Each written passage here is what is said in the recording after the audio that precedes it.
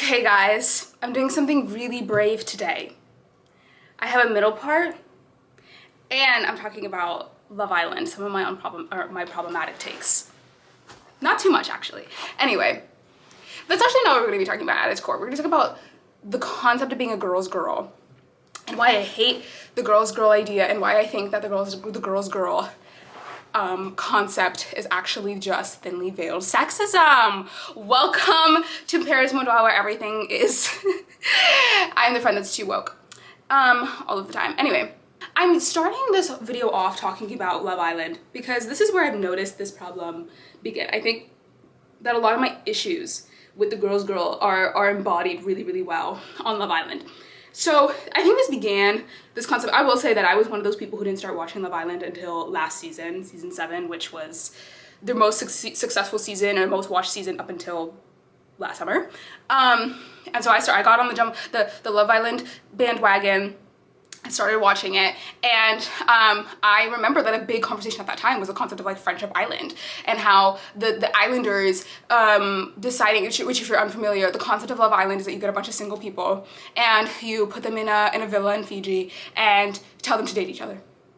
And then basically whichever couple lasts until the end, people, you know, they date, they break up, they experiment, they get with new people, bombshells are brought into the villa, and you know, you have the opportunity to partner with them, but whatever couple, you know, makes it to the end wins $100,000. So that's the premise of the show. And so the idea, there's kind of like this this question prevailing on the show, which is like, what is the role of friendship here, right? Because obviously a lot of the time the male islanders will kind of form a little brotherhood and the female islanders will form a sisterhood, and there's kind of this idea of like, how much does this hurt the concept of the show, like what it is you are there to do as an individual islander, right? Because you are there to find love and make it to the finale and put $50K in your pocket, split it with your partner and live your best life. That's what you're there to do. And is having friends on this island useful? Now here's my thing.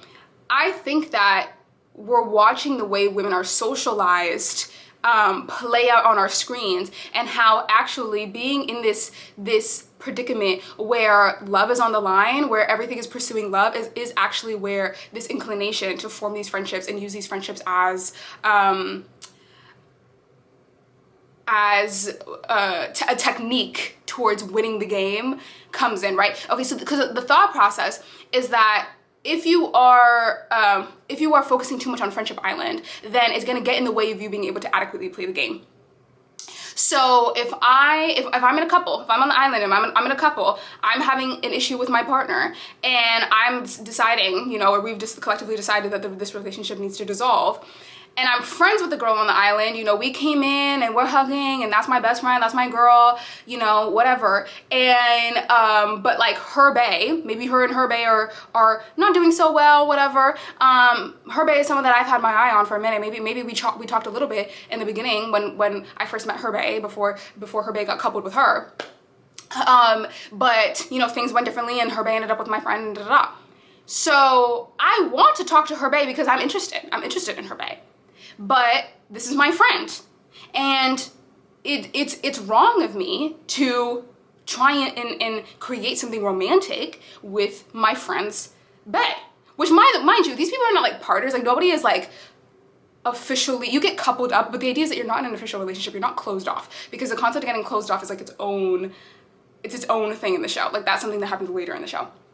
So nobody's boyfriend, girlfriend, nobody's in an official relationship. The idea is that you are supposed to be open to exploring, okay? So on paper, that's something that's supposed to be like totally fine. If I'm someone who's feeling a lot of pressure in that, like, I need to be a girl's girl, I need to be a good woman, I need to honor our friendship first, then that might prevent me from pursuing that interest that I have in my friend's bae. Now, why this ends up being a problem on a show like Love Island is the fact that it's preventing you from being able to do what the show is designed to do, what the point of the show is, which is to find love and make it till the end. So here you have two things that are being, you know, put against you. Like, do you either like preserve your friendship, or do you pursue love, aka do the thing that you're in that villa to do?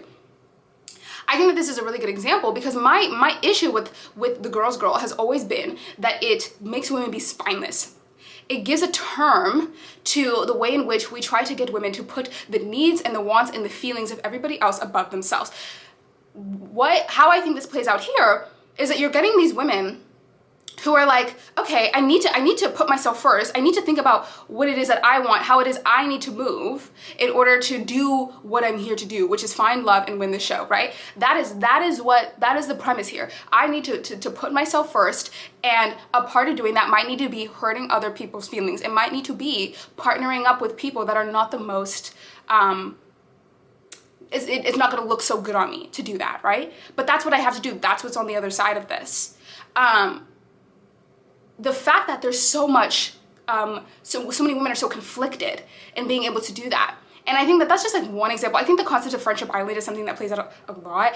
We've been seeing this in this most recent season of Love Island. If you're familiar with if you've been watching it, Anaya is one of the islanders. She's been spending a lot of her screen time consoling Melanie in her coupling up with a man on the island named Sincere. That is the vast majority of the time that we hear from Melanie or that we hear from Anaya is her being a friend towards Anaya, which is obviously limiting to Melanie being, or I'm sorry, I'm getting the names mixed up. It's obviously limiting to Anaya being able to fully do what she got on the show to do, because of the fact that like she's just kind of been put in the friendship role, and that's now friendship therapist role, and then like now that's the space that she's been occupying on the show, which like it's really important that us as viewers get to see Anaya in her couple, and then we get to see Anaya explore, because when it comes down to voting, like people are going to be voting, like their votes are going to be directly influenced by what it is they're seeing, by what it is they're seeing the islanders spend their time doing, and what seems to be the most valuable thing for them on the island, right? So we're getting a lot, like this all manifests in a lot of different ways. I think that like the concept of like being interested in your friend's bae on the island is probably the most salacious example of it, but this, you know, obviously it does happen. And so I think that this in this show, this idea of you're not being a good girl's girl, you're not prioritizing the friendship and the bonding that we have between us as women on this show, that gets thrown around a lot, and it gets thrown around towards women who are simply prioritizing what the show sent them there to do, right? Or like what they're there for. Another thing, last season, Hannah got voted off. Hannah was very angry at the other women for voting her off of the show. Now, the way that it was set up to the other islanders that voted her off, they were like, I think the islanders were given like 2 or 3 women that they were able to choose from and choose who to vote off, and they came to their own conclusions on why they wanted to get rid of Hannah. There was no way around it. Like they had to vote one of the women off. But Hannah, you know, so was able to so comfortably sit there and like, you know, be really sad and say like, this feels like a slight against me. Like this feels like we didn't have a real sisterhood. And I'm kind of sitting there and I'm like, you know, Hannah wasn't on the show ultimately for that long. I think she lasted for like maybe like a week or 2 weeks or something like that. She didn't make it past her first recoupling, her first, well actually did she? I don't know, but in the grand scheme of things, she wasn't on the show for that long. I don't remember exactly. But I was listening to her, you know, kind of like express like her sadness, and of course it makes sense, you know, like she's having to get off the show, like maybe of course everybody gets on the show and they're thinking about winning, and it's really disappointing. I could totally empathize with her from that angle, but this understanding of like, you know, having this difficulty to understand like how could I have a bond with these women, and then they turn around and vote me off the show. I'm sitting there and I'm like, well, that's the purpose of the show. Like that's exactly what it is they had to do. Like these people are not, they could be your friends, but first and foremost, at least in the context of the show, they are your competitors. Like these are people that you are competing against, and like you do have to keep that in mind. And so that was another way in which like kind of this idea of like friendship first was getting in the way of women being able to have an accurate expectation of what it was that was going around them, and then also be able to form genuine bonds. This is my other beef with the girls girl, right?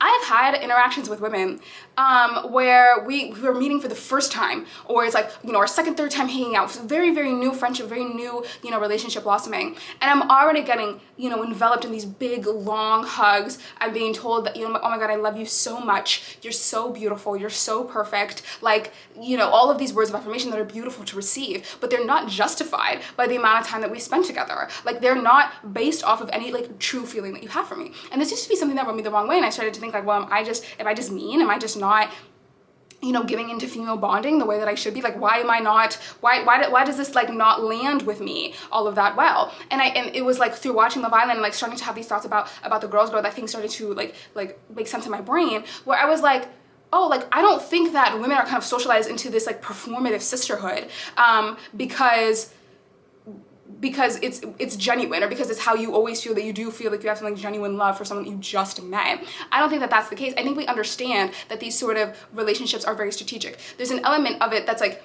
A, I'm kind of making myself as a woman look good by being extremely kind, extremely loving, extremely welcoming and accepting and celebratory of someone that I just met. B, you're kind of putting that other woman in a position where she's not going to look bad if she does anything that could be perceived as being an offense towards you, which we also have to realize that a lot of the time, like, anything could be looked at as being an offense. If you are not just like the most infinitely kind, accepting, you know, giving the shit off of your back woman, then you're looked at as like the B word, like you're like an awful person, which doesn't make any sense, because it's like, you know, we have such a high threshold of goodness that we expect from women.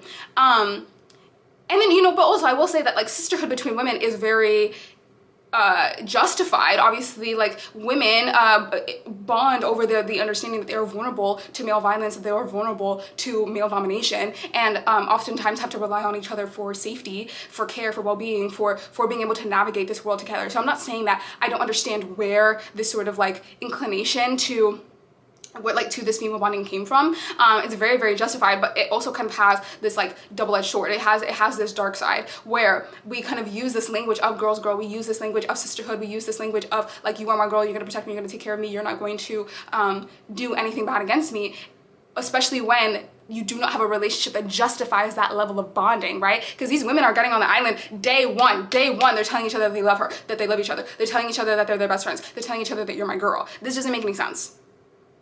I'm sorry, queen, 2 + 2 is equaling 6 right now. This is not making sense. This is not the bond that you should be having. But that feels appropriate. That feels like that's something that is allowed to happen, because good women are going to get the shit off their back. Good women are going to go along with this. They are going to like immediately fall in line with this level of like emotional investment in someone that they don't know, and they are going to put aside themselves, because that's the ultimate end goal here. The ultimate end goal is for that woman to put aside her feelings, put aside her boundaries, put aside her concerns, so that she can show up to that friendship, show up to that connection, show up to you know, taking care of that woman, right?